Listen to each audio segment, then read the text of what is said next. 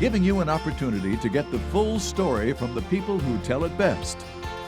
This is Mediacom News Leaders. I'm Elizabeth Kling with Mediacom News Leaders. Right now we're talking with Representative John Wills, a Republican from Dickinson County in District 1. And Representative Wills, thank you so much for being here. We really appreciate it. Well, thank you for having me. It's very nice to be here. So we want to talk about Invest in Iowa. This is a plan released by the governor just recently, and it targets kind of three issues within our state. And you're going to help us kind of understand some of this and your thoughts, share your thoughts on it. So let's start with, first of all, just an overview of what Iowans need to know about Invest in Iowa, in your opinion. Yeah, great question. So first of all, it's a 1 penny sales tax increase, and it really deals with three separate areas. Tax reform, which is really a needed thing in Iowa. We have some of the highest taxes in the nation. It deals with mental health, specifically funding, and then it deals with the Outdoor Natural Resources Trust Fund, or IWIL, which is the state constitutional amendment that was passed in 2010. This would actually fill that fund and provide money for outdoor recreation. To address water quality. Water quality is your background, so let's start with that piece and get into it a little bit more. What would this do, and how would it, in your opinion, help the state? Well, that's a great question. So what this would do initially right away is to provide about $30 million of additional new money for water quality. That would bring our total investment in water quality in the state of Iowa to $100 million throughout the state. And that's a tremendous investment in water quality, and really provides the background and the base for a lot of federal funding, local funding, and other funding sources to be able to really match and bring that dollar amount up. Just with the amount of money that we're spending on water quality now, we have about $300 million coming into the state of additional funding, and that's from the federal government, the state, other state agencies, and various other areas. So just imagine what if we would increase that by 30 million more, what that would do if we're able to bring additional dollars.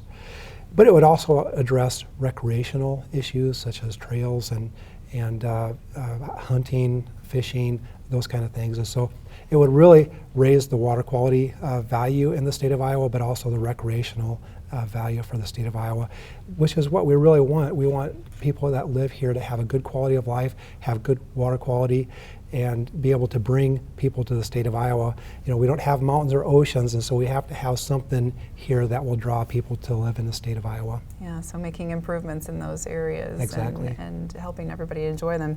Mental health funding, we know that's been something that has been a concern for some time now, and how would this work to address that? Well, right now, mental health funding is funded through county funds or property taxes, and so that's really not a totally very stable source of funding or revenue. When property values decline, which is cyclic, every once in a while they do, then so do property tax values, and so you have to either increase the property taxes or increase that levy, or do something different. What we're proposing is that we would take a portion of that sales tax increase and use that to pay for mental health. Now, sales tax is a very stable source of funding. In fact, it is inflationary, so when inflation goes up, so does the sales tax. When the economy takes kind of a dive, sales tax still tends to stay very steady. And so it's a very steady source of funding that could be used to fund our mental health system. Now, 2 years ago, we created an adult mental health program that really revitalizes and revamps our state's mental health system in the state of Iowa for adults. Last year, we created a children's mental health system that really is the first of its kind in the state of Iowa, but we didn't put a funding source with it. And so this would do two things. It would take that funding out of property taxes and fund mental health for adults, and also increase the funding for children's mental health, which is something that I've been saying for years is we're at a crisis point in the state of Iowa. We really need to do something to deal with mental health because we're really at that stage. And critics have said, that maybe an increase in the sales tax may unfairly target low-income Iowans. Yeah. And what is your response to that in regards to this? Well, and I can't deny that an increase in sales tax is going to increase somebody's sales tax that they pay in. However, you look at the income tax reductions that will be taking place, and so a less affluent or lower income person is going to have an income tax reduction, but they will have a sales tax increase. But in reality, that's going to be maybe the price of a couple sodas per month. And I say, for that, doesn't everybody have a stake to play in better quality of life and in better water quality? Shouldn't everybody pay a little bit something for better quality of life and better water quality? Because that's really where we're at, is we need to really look at who's paying and how they're paying, but making sure that we're paying attention to those lower income people.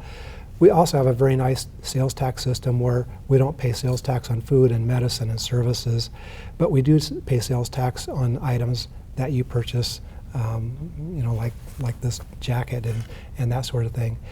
Another really good thing we have in the state is we have sales tax holidays, and so if you don't want to pay sales tax, you can certainly go buy your clothing during a sales tax holiday. So I think we have a very good system of sales tax here in Iowa that will not disproportionately affect lower income people at all. All right, well, more to come then on Invest in Iowa. Thank you so much for your time today. We sure appreciate it. And thank you. All right, we've been talking with Representative John Wills from Dickinson County, District 1. Join us next time here on Mediacom News Leaders.